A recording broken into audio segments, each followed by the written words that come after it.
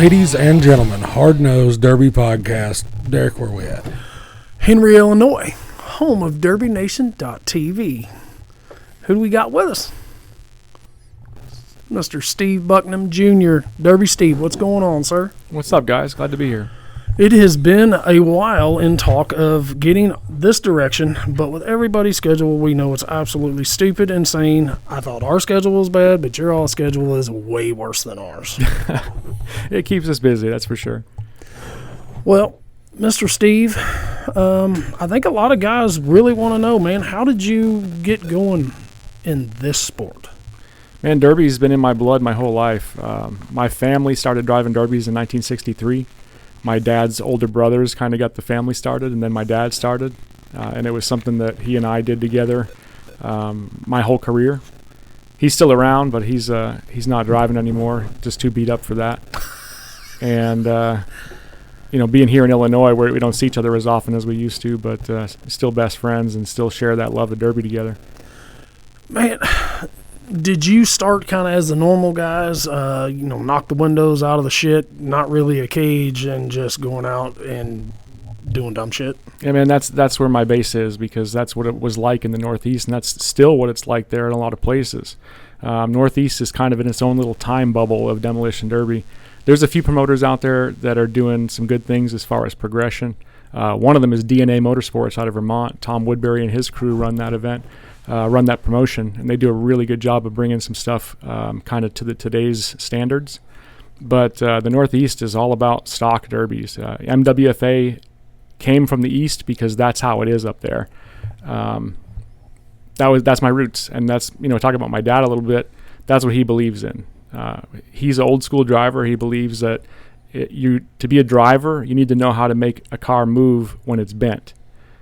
He thinks that, a limited weld, or even some of these, what promoters are calling bone stock cars, he calls them tanks, and I don't know if I can say this on your podcast, but he says, we went to Dent in 2000 and we didn't even put a cage in the car because he didn't need no pussy bars. Maybe that's why he's beat up.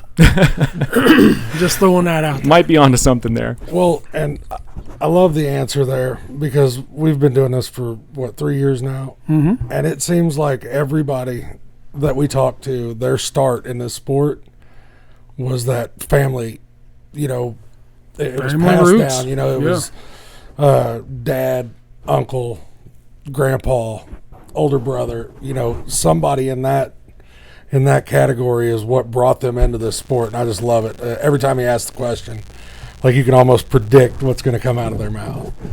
Well, I know one thing about Steve is you've ran a variety. You haven't been stuck in old iron GM. You haven't been stuck in new style Fords.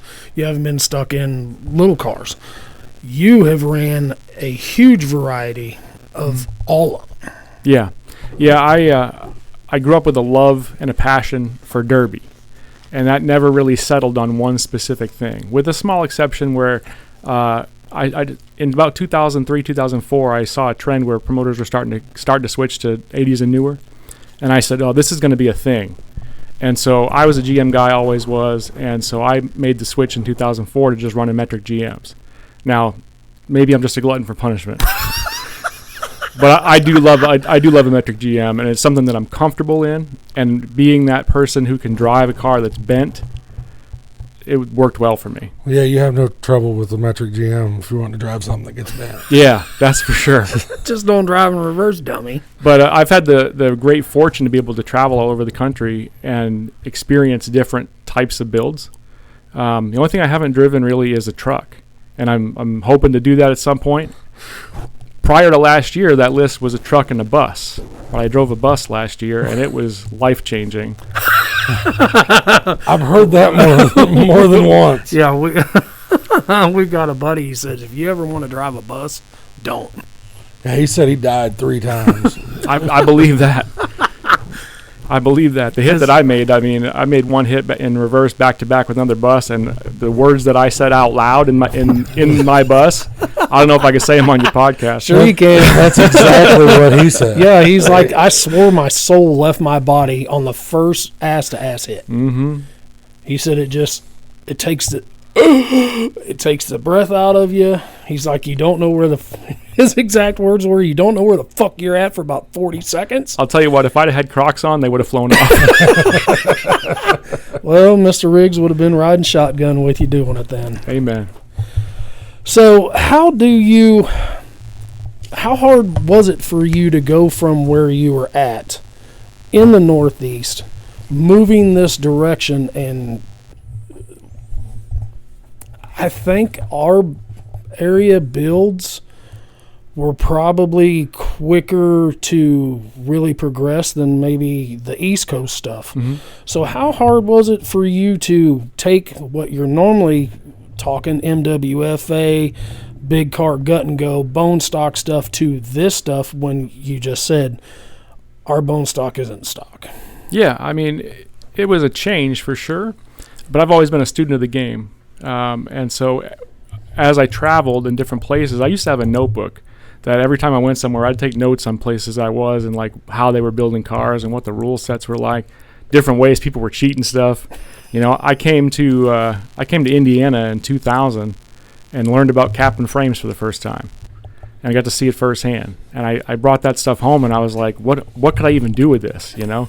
I didn't have the skill to be able to do it successfully, but I had the knowledge to start learning about it. Mm-hmm. And I started to take some of that stuff into play. I mean, I built a car for a show in New Hampshire. It was a metric GM wagon, and I sedagoned it, and I notched the frame when I sedagoned it. And so when I did that, it straightened the frame out. I re-welded the notches closed. I mean, I cheated the hell out of that car. I took all the body mounts out of it, bolted it solid to the frame, welded all the frame seams. I had angle iron and in the core support and 2-inch by 3-inch square tubing in the front fenders. And I ran it against Imperials, and the car never bent. And when I brought that car to a derby, the officials, they laughed at it because it wasn't an Imperial. And I said, hey, can I smash this roof down? And they said, you can do any stupid thing you want to do. That's what you need to do, dummy. Well, yeah, and that right there is what you were talking about. You took pieces of knowledge that you had found at different parts of the country where they are building different and incorporated it into something, and just like you said, completely underestimated. Mm-hmm. We watched it. Trenton Gray had a metric GM that was around forever. A minute. And it was ridiculously hard. It was leaf converted. I mean, kickers. It was ridiculous. Some of that Kentucky shit is what it was. Yes. Just as long as he don't get in a fight in the stands there. Sorry, Trenton.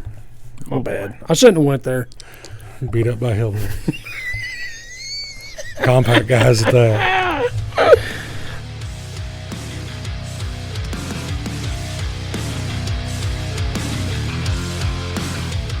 JM Race Engines is a new business in north central Missouri that have you covered from top to bottom for all your engine needs. Purpose-built engines with the correct amount of clearance will get you to the end of any show, whether it's your local shows or on the national level, where you can't be let down by your equipment. With top-level professional machine work to all engines, your choice of build is totally up to you. JM Race Engines will give you the confidence to push your equipment to the max while giving you your preferred horsepower to boot. From LS builds all the way to your exotic level small blocks that your imagination can only dream of, they have you covered. But it doesn't stop there. They are also a speed shop that carries a variety of heads, carburetors, intakes, plug wires, helmets, and other safety equipment, and the best VP fuel on the market today to take you to the top. So if you're wanting mild build to wild build, let JM Race Engines help take you there.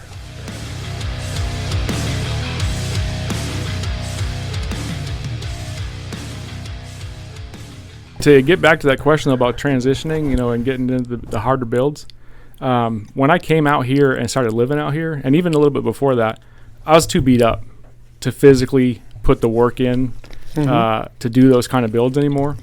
I've been through some really interesting health things in the last 15 years. Yeah. And so I really transitioned over the last 10 years or 15 years or so to just renting cars or buying stuff that's already built, running other people's stuff, and you learn a different way of doing derby that way, because you're not relying on the confidence of your own build.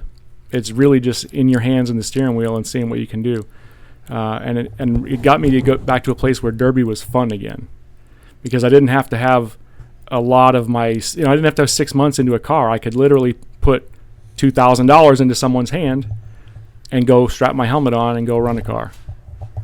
Just like, I think, we were talking before we started, and there was a conversation about, hiring somebody to build the stuff for you, whether who it is. And it's just one of those things.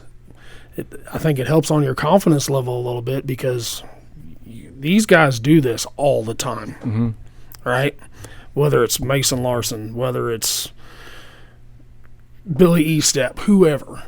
But you're putting your confidence and faith in that build quality to know that you can just show up, get your ass in the car, strap your helmet on, and junk it. Yeah. Oh, 100%. And, yeah, I mean, we were talking about that, and especially if it's a class or something that you're running that is out of your wheelhouse. I mean, like the next build that I've got coming up, like it's not something that I've ever built one. I've helped, and I've been around them a bunch, but as far as me jumping in, like going to a big show, in quotations, would not be where I wanted to take my first swing at this, at building a car. Sure. And it's even though you've been around them, only certain things work from one build to the next, right? Sure. You pressing your cage in the same way. But this, you're allowed to pressure some stuff in on this side. That's something that you're not used to doing.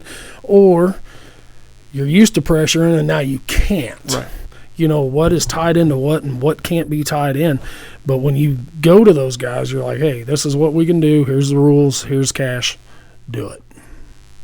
And I think that's a huge game changer, because we just talked about your schedule. There's no way that you have a couple months to build, more or less 6. Right. And on top of that, I don't even have a garage right now. Correct. So I'd be back to building in my driveway like I used to, and I don't think the city of Peoria would appreciate that very much. Well, depends on maybe where you go. Yeah. In Peoria. Well, Steve, starting in the Northeast, man, what the hell brought you down out here?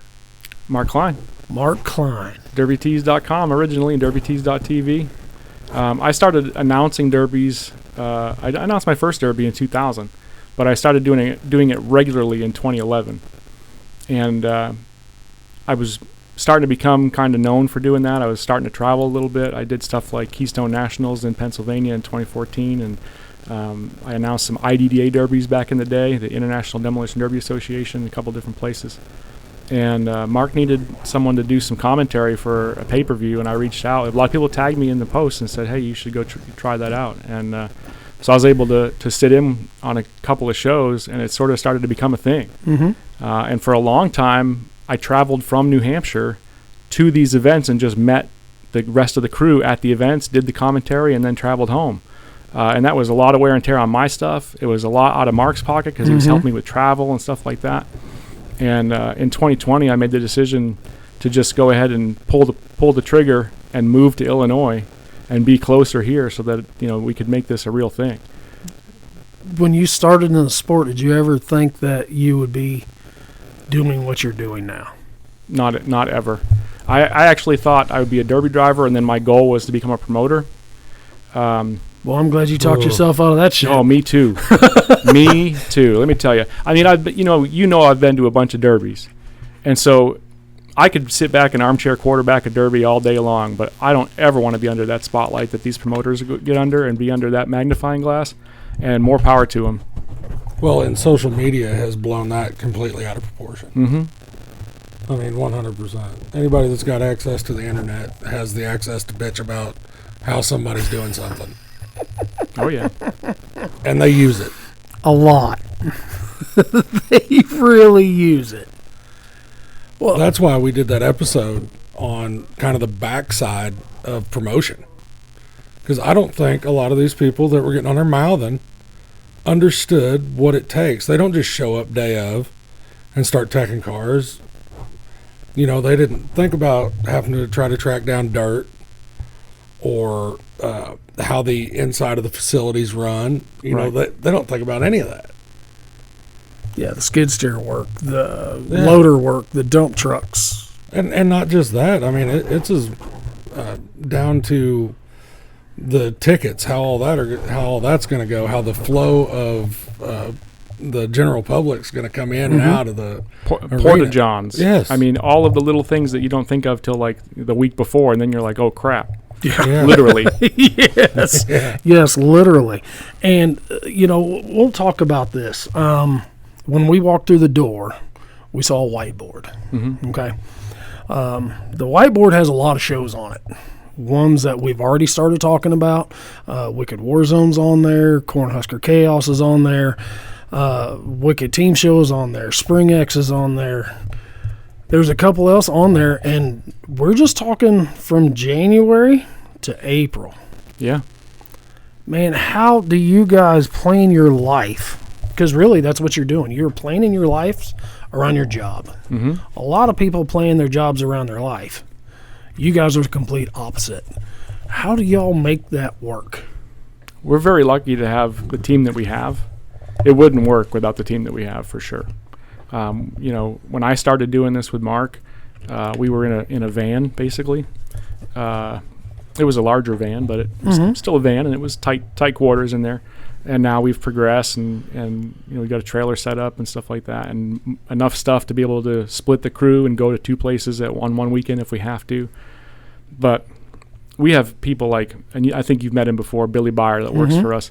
He's our lead videographer supervisor, and the guy is just a workhorse.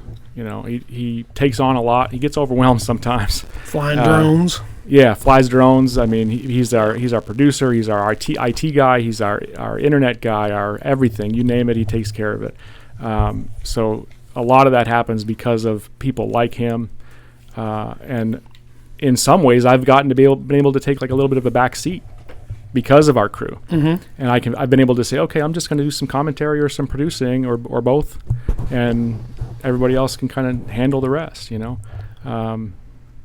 Yeah, it's hard to balance, but like in the springtime, you talked about till April or whatever, we're on the road just about every weekend the first 2 months of the spring, I think. And when we're on the road Wednesday to Sunday or Thursday to Sunday, so I'm only home Monday, Tuesday, switch out my laundry, repack a bag, and we're back out on the road. So you said, implementing the correct people in really the correct places is simultaneously working hand in hand because of the multiple crews that you guys got to work. Was that something that just kind of fell into place, or was that something that was looked upon, heard some names, and said, okay, this is who we're going to get a hold of? In the case of Billy, he was just a hire that we brought in because we're looking for a videographer. He became everything else.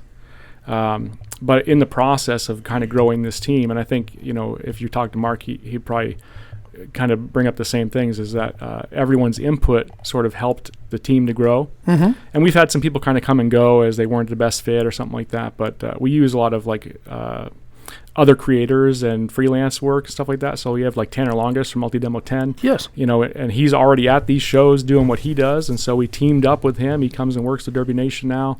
And we get a great camera guy. He's fun to work with. And he's a dedicated Demolition Derby person. So those are things that sort of fallen in place. And we do use some camera freelancers in different places now. And we develop those relationships so that we can use them in future businesses too.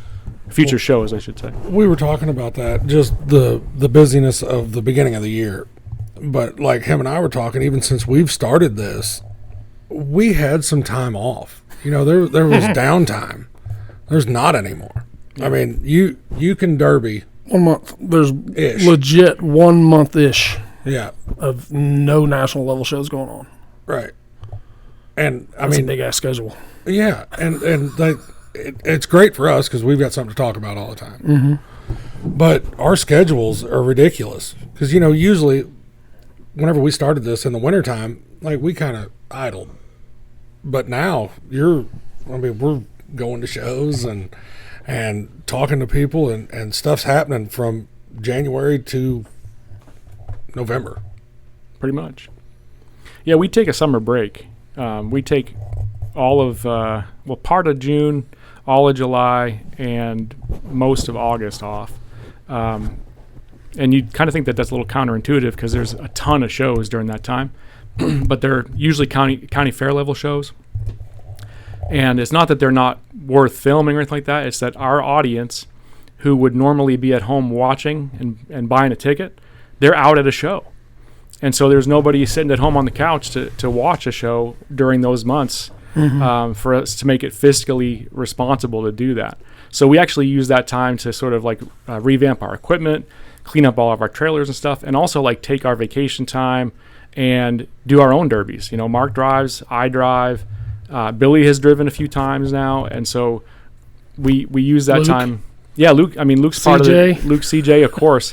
Yeah. You know, CJ is a huge factor here because we're doing derby builds, and that's kind of going around him. And he's actually been a part of the crew at times too. He's ran camera for us at Bash for Cash and stuff like that. So he's coming up into it as well.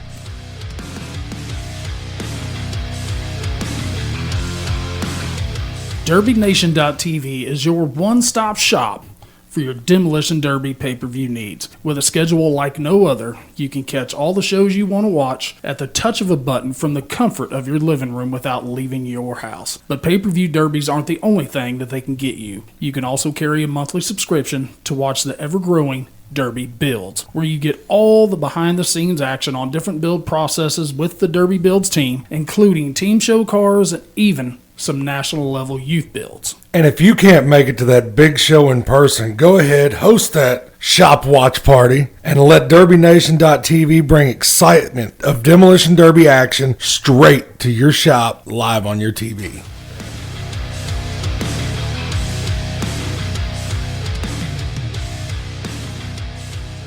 Well, with this crazy schedule, you know, we talked to Mark last year, and everything is kind of put in the works quite a bit ahead of time with, you know, certain agreements and contracts and whatnot. So is there a certain show that you know every year that you are looking forward to?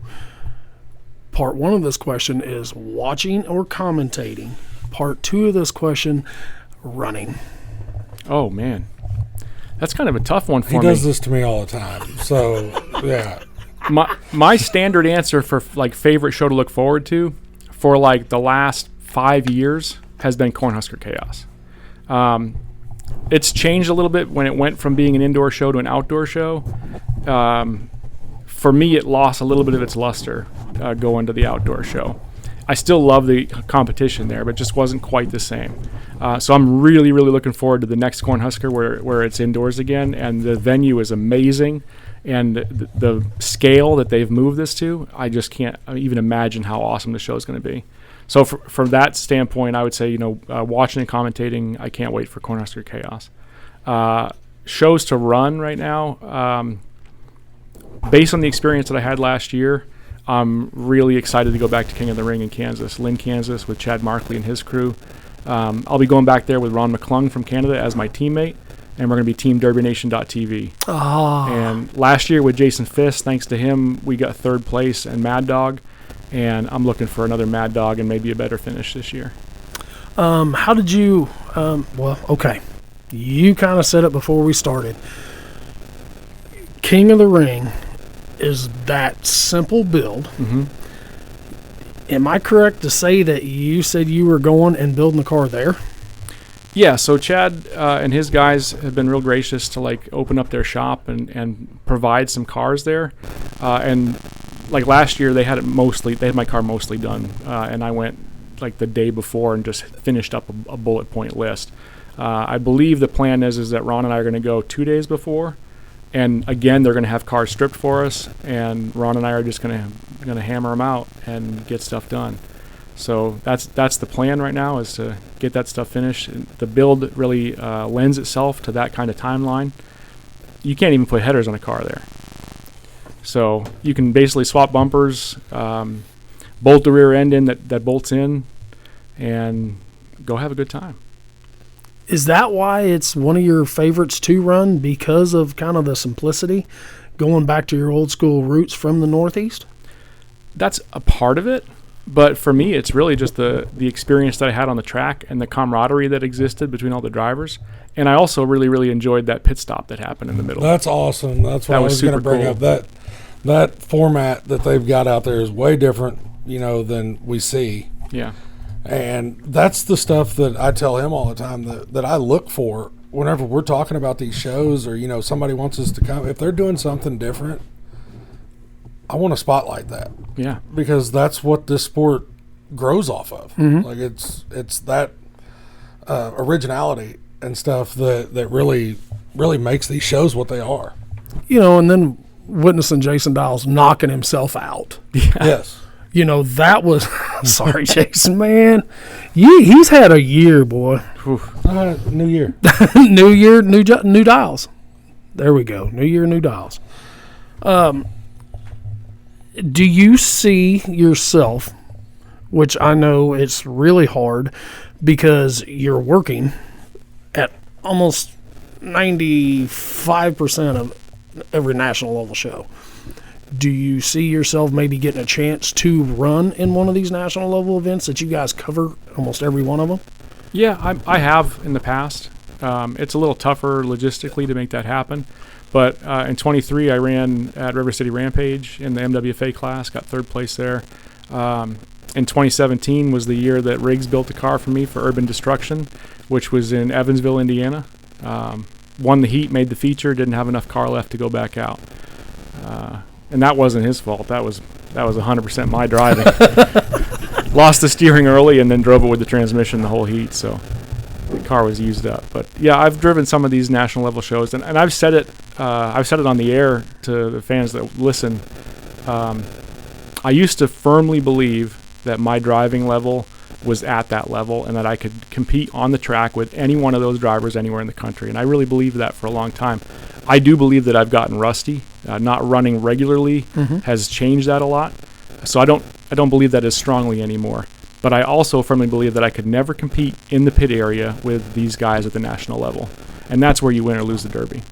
Well, why does every person we talk to say that? Well, we've been talking about that. I mean, I know a lot of badass drivers that just does not have the manpower to work on a car for a week. They don't have it. Yeah. I mean, you take a lot of guys that build by themselves in their shop. Well, whenever you're talking about going to Gold Rush or, Blizzard Bash or somewhere like that for a fact you're going to have to work on that car. They just don't have the manpower to do it, and that's why you don't see them there. Yeah, it makes a big difference. Oh, huge. And it's not just the manpower either. Like talk about Blizzard Bash or Gold Rush. I mean, think about the shops that exist in the pits at those places. The circus tents with lifts and frame machines and every welder and generator. I mean, that's never going to happen in my life for me. Skid steers, what they do to trunks that are just completely demolished. We watched Gold Rush. We watched Kyle Pudwitter completely annihilate Ethan Beamer's trunk. Annihilate. And it didn't even look like the same car in the ass end the next night when it came out. Because of that equipment. Yeah. The knowledge goes so far, but if you don't have the right shit to fix it you're just hosed. That's why I think it's really important that these national shows have the singles classes that have some lighter builds, because I think that people that don't have all of that stuff should still have the experience of being able to be at a national level show. And I know there's a lot of people that hate the word filler class, but that is exactly what it is, but it's still giving you that chance to perform and play on that big stage. Sure.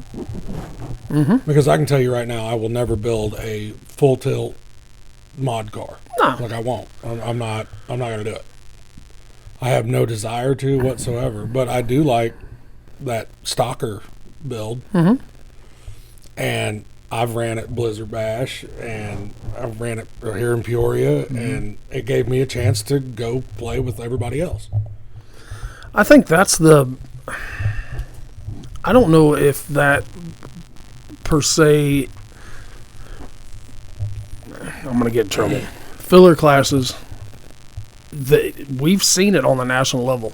There's times when a filler class has better action than the feature, air quotation, main show. A lot of times. Main event.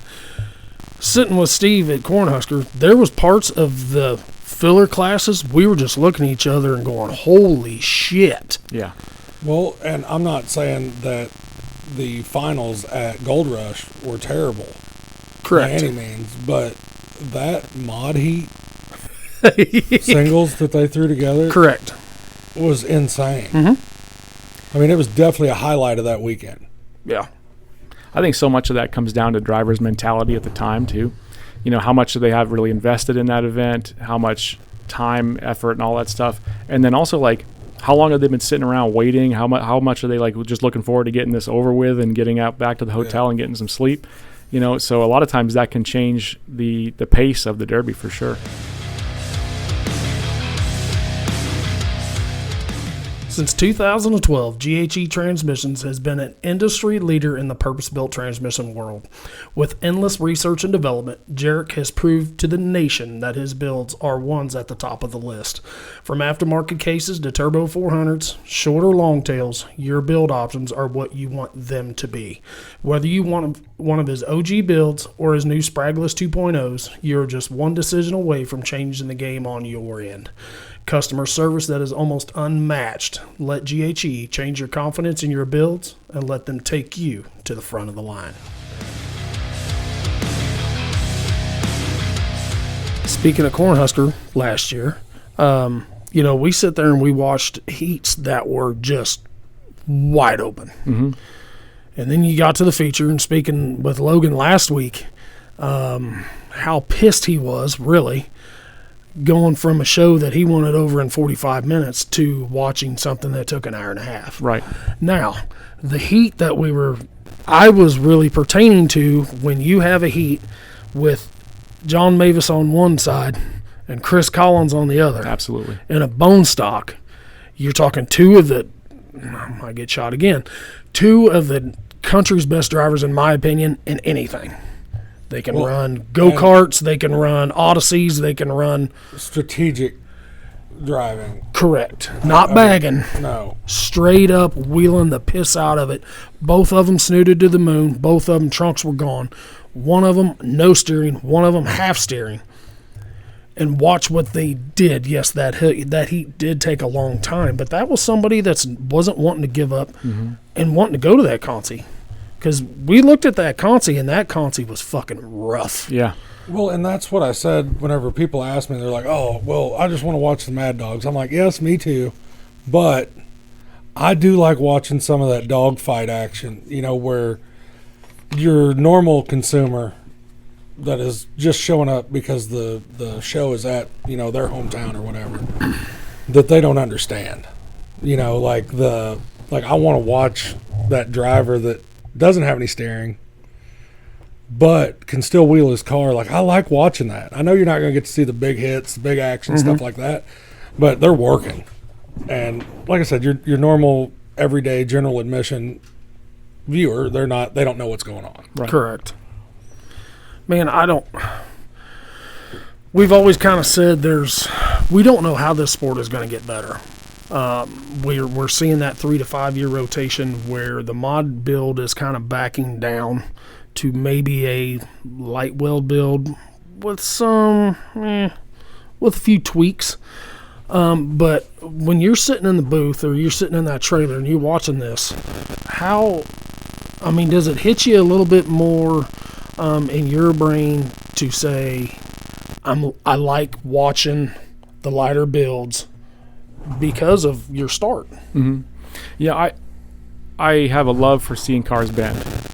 And so there is a lot to be said about watching a mod feature and watching guys be surgical and just ripping steering off of cars and, you know, using the deadly end of their car to take a axle out or turn tires inside out. There's something to be said for that. And I can be on the edge of my seat for that. But I like to see cars bend, and I like to see, you know, stuff that's bellied out and still just refusing to quit. Because when I was young and into the sport, my dad was always like this too. and that's where I got it from. We would leave the car on the trailer after the Derby, and like if we went to the store to get milk, we were hauling the car there, and because we wanted everybody to see, like, look at the ride that we got. That thing drove on the trailer when we were done with it, and we'd get it to the junkyard and drive it off the trailer, even though the guy wanted to lift it with the machine. It just, there was some pride there, and so I have a lot of that still in me. So, what's your most favorite show you've ever ran in? Oh man, I've had so many good experiences. There's a video that I have on my YouTube channel of a time where I ran a little Chevy Corsica at a county fair in New Hampshire. I had nothing invested in this car. I had a bunch of my friends there to watch, coworkers from work that had never seen me derby before. Mm-hmm. I was supposed to be in the small car heat. The way they break them up there is they have 4 cylinders, heat 1, 6 cylinders, heat 2, 8 cylinders, used 8 cylinders in heat 3, and then fresh 8 cylinders, heat 4, and they all run together in the feature. So I was supposed to be in the first one, although I had a 6-cylinder Corsica. It was a small car. Well, battery was dead when I went to go start it. Either I left the key on or somebody messed with it. I don't know. So I got it jump started, let it run the entire first heat. I said, hey, it's a 6-cylinder. Can I just run in the next heat? I had to basically beg. They let me run in the 6-cylinder heat against bigger cars. For some reason, there was a couple of used V8s in that heat as well. And the crowd loved the underdog, and I won the heat.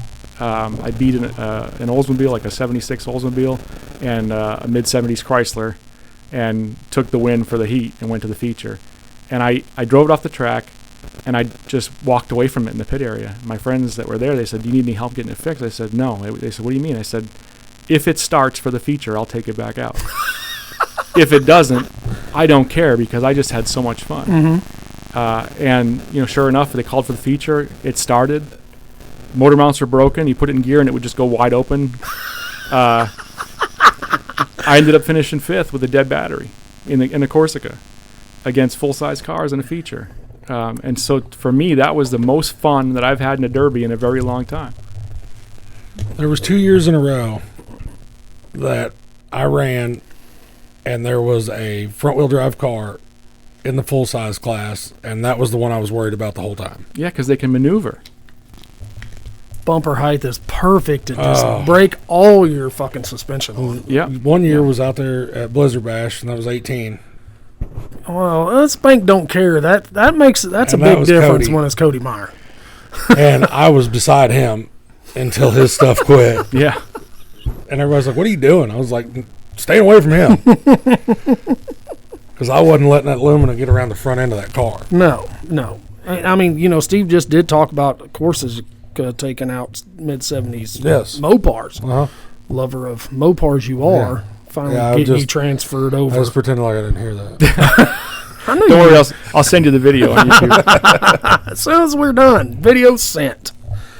So, dude, how you guys, your schedule was crazy. You guys are constantly videoing. Mark kind of broke it down schedule-wise. Man, I guess really my question is how does the family and everything do with you guys gone so much? I can only speak on that a little bit because I'm a single guy. I have 2 girlfriends at home.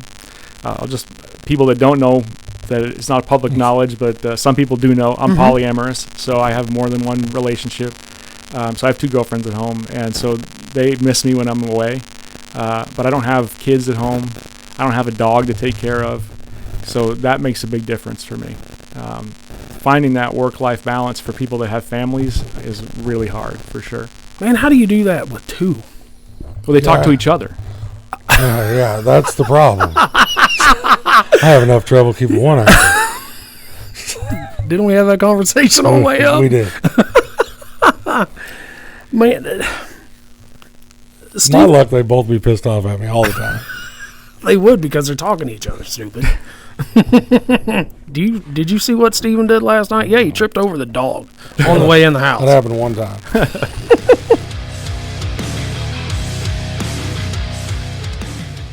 Ace Performance. With years in the sport of demolition derby, Jeremy and his family-ran business have changed the game right there in Bowling Green, Missouri. All products for your fresh build or to fix your older build. They got you. Radiators, check. Wheel and tire combos, check. Distributor clamps, plug wires, check. Fuel cells, cradles, check. It would be a lot shorter list of what they don't carry than what they do. If you find yourself in need of parts, reach out to Ace Performance on Facebook. They've got you covered.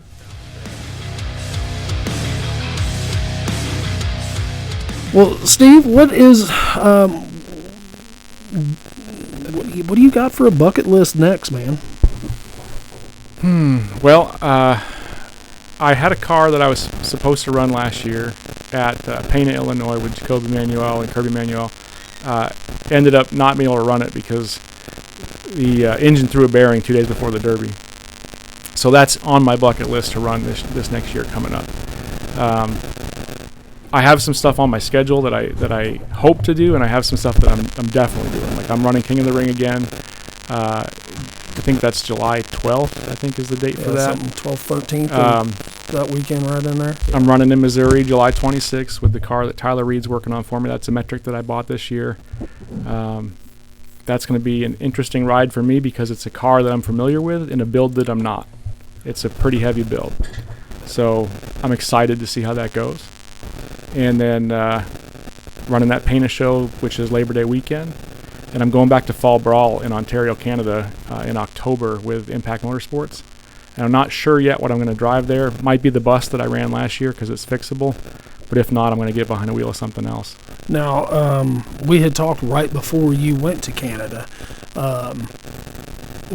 What kind of experience is that compared to down here?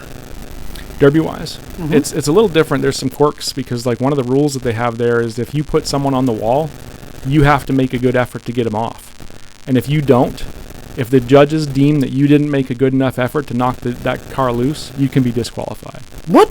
Yeah, it's like a standard rule across the country in Canada. They are super nice up there. Wow.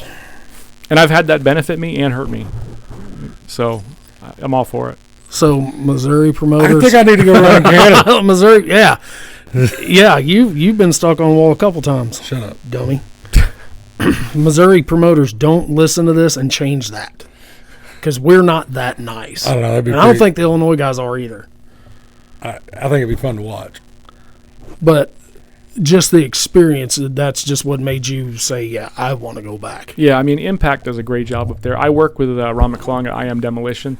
He puts on Billy Bash up there, which is the 4th of July weekend up there. That's an awesome show. He also does Pumpkin Smash in the fall. The date kind of varies on that. I love going up there and announcing with them. That's a good time. In the past, I have tried to announce and run in that show. They've usually built something for me, either a minivan or something for the junk run. And the last couple of times, I've just had some bad luck with that. Last time, the van that we put together the night before went into security mode the day of the Derby and just wouldn't run. So I have decided as of that experience that I'm not going to try the Derby while I'm announcing a show up in Canada anymore. So the nice thing about the Impact show is I'm just going to have a good time. I'm not involved with the working of the show. And so I get to just shake people's hands, meet the kids. Impact made me what they call hero cards last year. And they have like a picture of my car on it with me, and then it has like some stats on the back. And so I got to give those out to kids last year and sign autographs for people. It really made me feel special, and it reminded me like this is what I used to do. Like I used to give trophies away when I got them, I give them to the kids. And in fact, 2016 was the first year that I derbied in Canada, and I derbied with Ron McClung. He got first, I got second. And we were in Clinton, I think it was, in Ontario. There was a whole group of kids on the sidelines that had been cheering for me the whole time. And so I didn't even think anything about it. I took the picture with the trophy, and then I went over and gave the trophy to that group of kids. And then on the way home, I was like, oh, I'm so dumb. This is my first trophy in Canada, and it was a cool trophy, and I gave it away. Canadian trophy, eh? Yeah.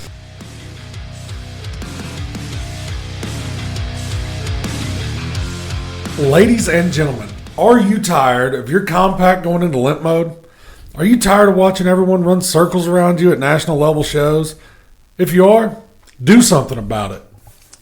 LMMF Simplified Wiring is the only way to go. With tuned DCMs and simplified harnesses, Ryan has made everything simple for you. Just plug and play. With next level customer service backing up a great product, why not join the winning side? They will get you wired. So you can visit www.lmmfsimplifiedwiring.com or find them on Facebook to get you started. And enough about compacts. They also do LS stuff. So for big or small needs, hit them up.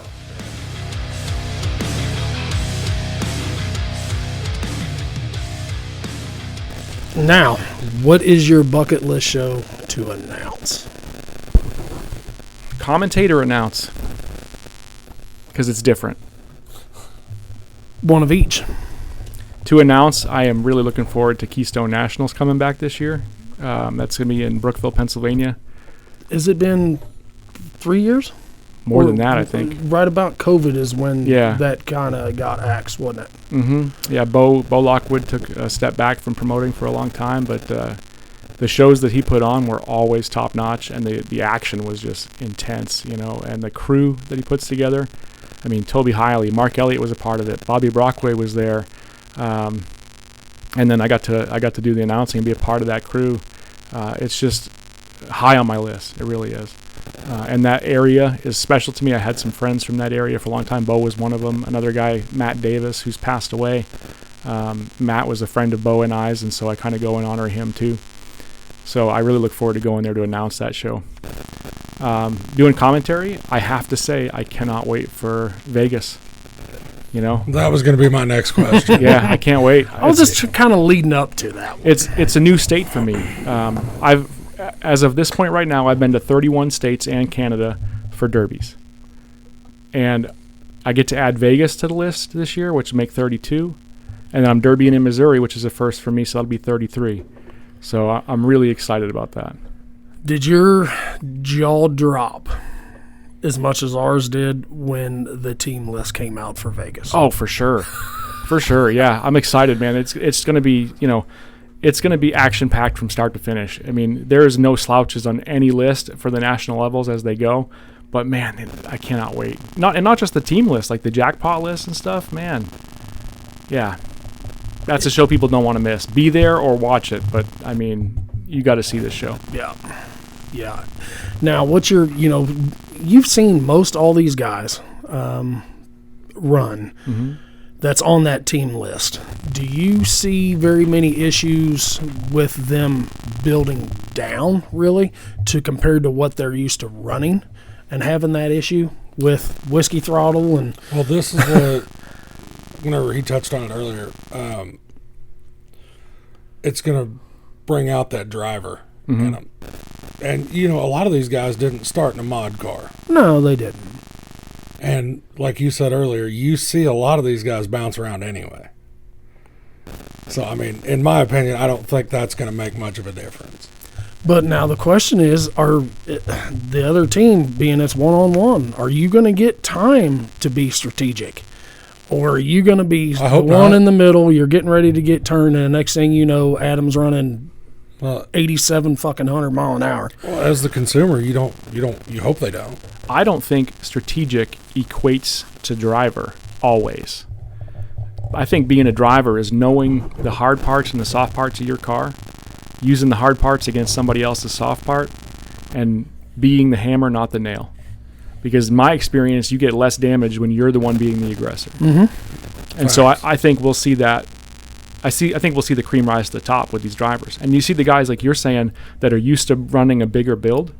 They may struggle a little bit at first, but there's going to be opportunities for them to come back, and so they may have to knock some of that rust off and say, "Oh, I'm not in that hard car right now. I got to change things up." Yeah. But these guys are skilled, and they're going to come back and do that. Like Logan Dowie on CPI. I've only seen him in a heavy build. Mm-hmm. I'm not saying that he hasn't run a lighter build. Same way with Jason Brzezinski. I've never seen Jason in something limited to weld or more.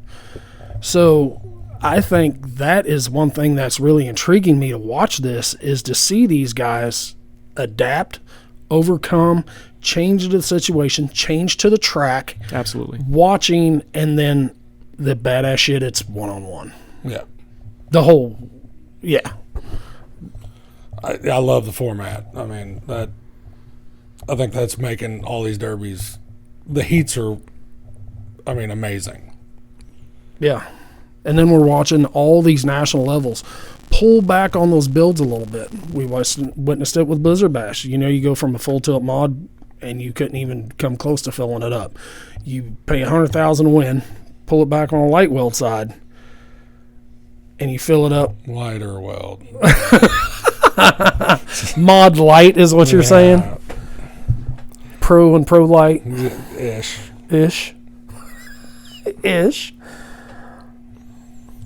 Sometimes I think limited weld is just called limited weld because they just put a number on how much you can weld. It doesn't mean that it's actually like less than anything else. Yeah, 100%. Just because that number's 10,000 feet doesn't mean that it's... you could sit and argue the name of these classes all day. Forever. I mean, because promoters call stock, it's, yeah.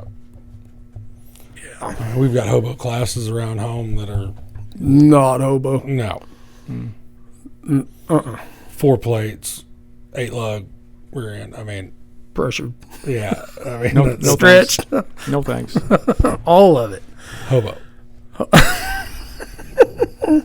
Well, to each their own, I guess. But, well, Steve, man, you super busy, super crazy. How many people would you like to thank?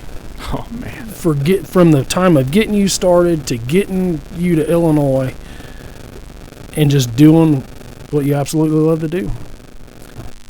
First and foremost, I got to thank my boss, Mark Klein. He's given me the opportunity to be here and be a part of this, be a part of DerbyNation.tv. Chris Grainer with Derby Nation as well. The whole crew that I work with, for sure. And then there's so many people that have been a part of my Derby life.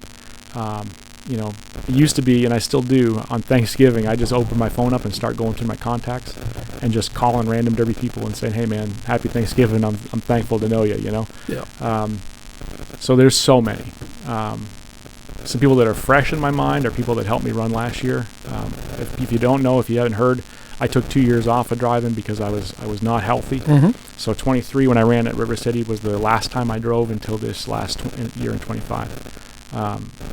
4th of July, I ran in Ontario, Canada at Billy Bash, thanks to Ron McClung and Brian McClung and I Am Demolition. The following week, I was at King of the Ring, thanks to Jason Fisk, Chad Markley, and his whole crew. Had a good time there. The week after that, thanks to Chance Bird and R&R Salvage in Indiana and Billy Woodward, I was running at Johnson County Fair in Franklin, Indiana on the tow show, and I got 7th place there. It was a really good time in the metric. Jacoby Manuel and Kirby Manuel invited me to come out and announce their show and try to run that car. It didn't work out, but I'll run it again this year. Christy and Devin Germain with Impact Motorsports getting me in a bus this year. It was a bucket list item for me. And I mean, there's so many people that helped get me where I am. And, you know, Tyler Reed right now out of Missouri, he's helping me get this car together for the show July 26th. And the car's at his shop. It's like 3.5 hours drive from me. I went down, helped strip it as much as I could help. And I'm looking forward to going down at least one more time and doing a little bit of work on the car. But he's doing the lion's share, and I couldn't do it without him. Well, Hoochie, you got any questions for the man? Oh, yeah. I was going to ask you what your thoughts were on all the social media, like the creators and the influencers and stuff like that.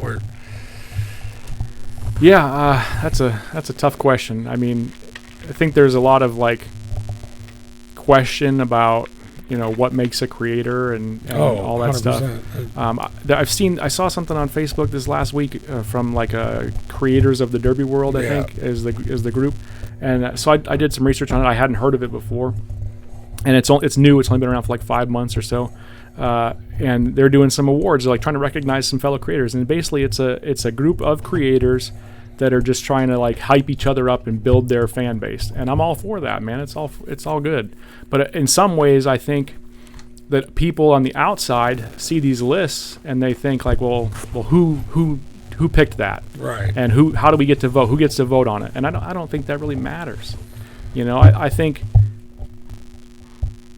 just, people that appreciate somebody should be able to recognize them. And that's all there is to it. That was my thoughts on it, because we ended up on one of those lists and somebody messaged us and was like, hey, who did that? And I'm like, I have no clue. In some ways, I think anyone could put out a graphic that says, here's my nomination for these top people, and people would like be honored that they're on that list, and then other people would be like, well, who the heck's putting the list out? Right. Correct. Well, that was my deal. I mean, I think people look for a reason to be upset about something. Oh, for sure. We're experienced with that, doing this stuff. Because we were talking about it, and I was like, oh, yeah, it's cool we're on that list. Like, doesn't really, I mean. I might go home and make a list today. Just see how it goes. Yeah, and post it, and then everybody will tell you how big of a piece of shit.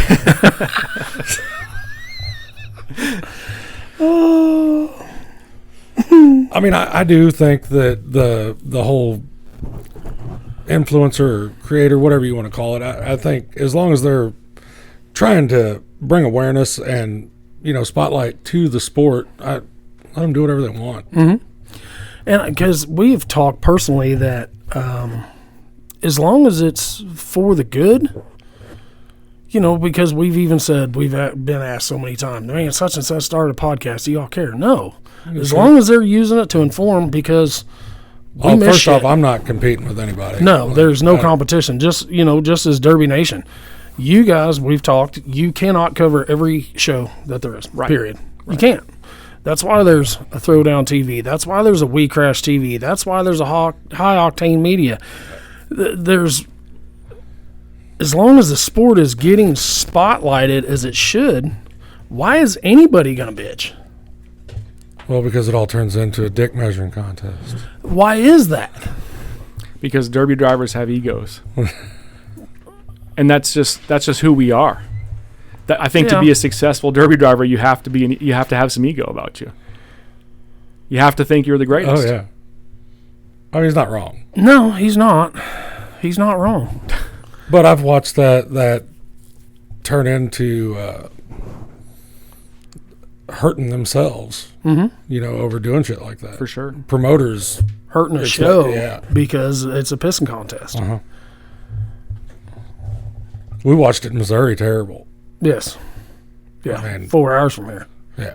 Just a complete shit show. Everybody and their dog thought they could be a promoter and wanted to stack shows on top of each other and shit. And it's just, wow. Why? That's why you had 16 cars and 5 classes.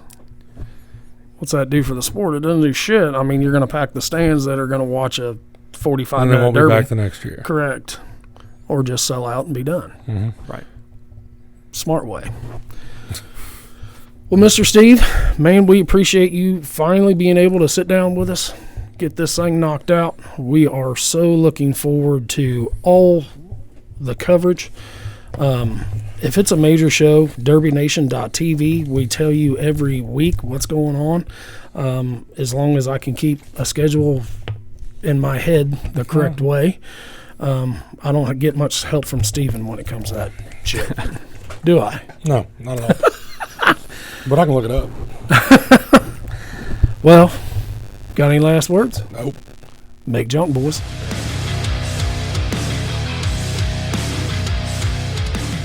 Since Justin has been on board with us at Hard Nose, we have figured out how much Broadhead Decals means to the sport of demolition derby. His great quality parts are seen from coast to coast and everywhere in between. But he can do more than just derby products. Your everyday business may need some pep in its step with new banners or stickers. And just give him an idea and let him run with it. Whether it's business related or just want to look badass in the winner circle, let Broadhead Decals work for you. We do. Triple B's Tees offer custom shirts and logo designs for all your apparel and merchandise needs, offering a variety of shirts, hats, hoodies, tumblers, and koozies. Triple B's will work with you one-on-one to personalize and perfect your logo. With over 5 years in the business, 20 years in the sport, they live for Demolition Derby. Chunk and his crew can bring your imagination to realization with zero limitations. So for all your badass tees, choose Triple B's.